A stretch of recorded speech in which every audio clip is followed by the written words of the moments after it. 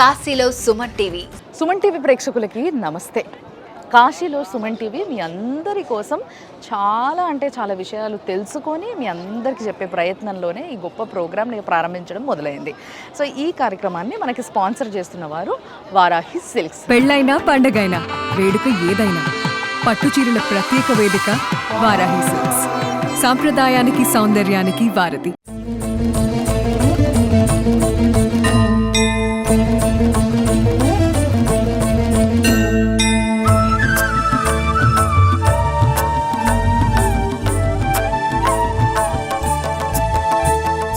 వెనకాల చూస్తున్న చితిలను చూడంగానే ఇమీడియట్గా ప్రతి ఒక్కరికి అర్థమయ్యే విషయం ఏంది అని అంటే మనం మణికర్ణికా ఘాట్ దగ్గర ఉన్నామని. ఎస్, అసలు మణికర్ణికా ఘాట్ అనేది ఏ విధంగా ఫామ్ అయింది అండ్ దాని యొక్క హిస్టరీ ఏంది, అంతేకాకుండా అక్కడ స్వయాన అమ్మవారు శివుడు విష్ణుమూర్తి ఎంతో లైఫ్ ఉన్న ఘాటుగా నేను దీన్ని అనుకుంటున్నాను. అదేంది డెత్ కదా అక్కడ కనిపిస్తున్నది, నువ్వు లైఫ్ అంటున్నావు అని అనుకోవచ్చు. నిజానికి చెప్పాలంటే స్పష్టంగా గమనించండి, కల్లారా కాదు మనసారా చూడండి, అస్సలు సిసలైన లైఫ్ అంతా మణికర్ణికా ఘాట్లోనే కనిపిస్తుంది మీకు.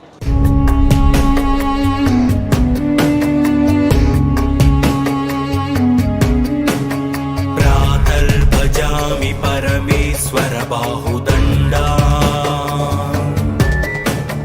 ఖడ్వాంగశూల హరినాహ పినాకయుక్తా. మణికర్ణికా ఘాట్ చూస్తే నాకు ఒక పాట గుర్తుకొస్తుంది నిజంగా.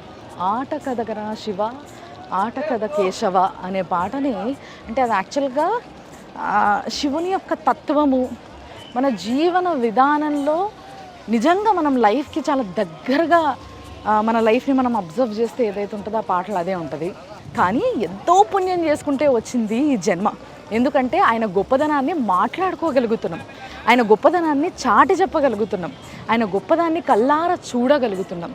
అంత గొప్పదే ఈ ఘాటు కూడా, మణికర్ణికా ఘాట్. చరిత్ర చెప్తున్న విషయం ఏంది అనంటే, మణికర్ణికా ఘాట్లో ఏదైతే మన శివపురాణంలో మనం ఒక కథని వింటాం ప్రతిసారి. ఏంది అనంటే, ఈరోజు ఏవైతే శక్తిపీఠాలు ఫామ్ అయినాయో అమ్మవారి యొక్క జుంక కమ్మ ఏదైతే ఉంటుందో అది వచ్చి ఈ యొక్క ఘాట్ మీద పడడం జరిగిందన్నమాట. అందుకోసమే దీన్ని మణికర్ణికా ఘాట్ అని అంటారు. ఇక్కడ ఆ శివుడికి గుడి కూడా ఉంటుంది ఆ మీద. ఆ టెంపుల్ మీద నుంచి వెళ్ళి కిందకి చూస్తే ఈ మణికర్ణికా ఘాట్ కనిపిస్తుంది. అయితే ఈ మణికర్ణికా ఘాట్ల దేశాల నుంచి వెళ్ళి, ముఖ్యంగా మన దేశంలో ప్రతి ఒక్క రాష్ట్రం నుంచి వెళ్ళి ఇక్కడికి బాడీస్ వస్తాయి అన్నమాట. చనిపోయిన వాళ్ళకి మోక్షం కావాలని చెప్పి ఇక్కడికి తీసుకొచ్చి వాళ్ళని ఇక్కడ చితి పెట్టడం అనేది మనం చూస్తూ ఉంటాము. సో ఇక్కడ అందరూ ప్రతి ఒక్కరి చితి కాలే ఒక హక్కు ఇక్కడ ఉందన్నమాట. ఇంకొకటి ఏంది అని అంటే, స్వయాన ఆ మహాదేవి ఆ మహాశక్తి చెప్పిన మాట ఏంది అని అంటే, ఎప్పుడైతే ఈ భూమండలం పైన ఈ మణికర్ణికా ఘాట్ అనే స్థలంలో చితి కాలడం ఆగిపోతుందో ఆ నిమిషం ఈ భూమి అనేది ఇంకా ఏమీ మిగలదు. అంటే అది ఈ ఏదైతే ఈ భూమండలం యొక్క అంతం అని చెప్పొచ్చు అన్నమాట.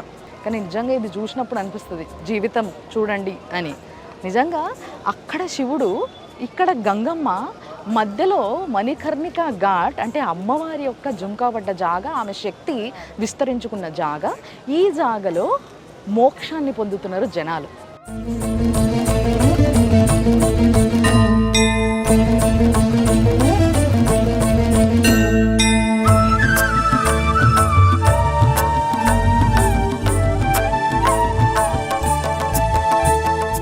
కాశీ అనే ఈ నగరం ఇక్కడ పుట్టుకని చావుని రెండిటినీ కూడా సమానంగా చూస్తారు. రెండు సెలబ్రేషన్సే, రెండు కూడా వేడుకలుగానే జరుపుకుంటారు. చూసారు కదా ఈ ఆవులు ఎద్దులు, అసలు ఎవరి కథ వాళ్ళదే.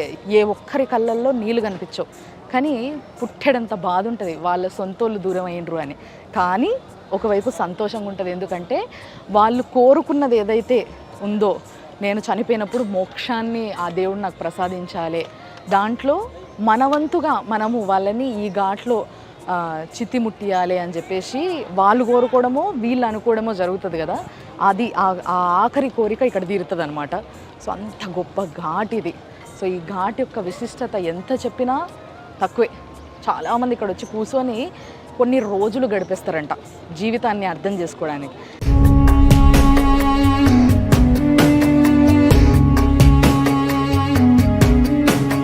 ప్రాతర్భజామి పరమేశ్వర బాహుదండా ఖడ్వాంగశూల హరిణాః పినాకయుక్తా.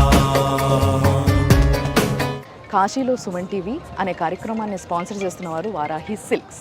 కాశీలో Suman TV sponsored by Varahi silks.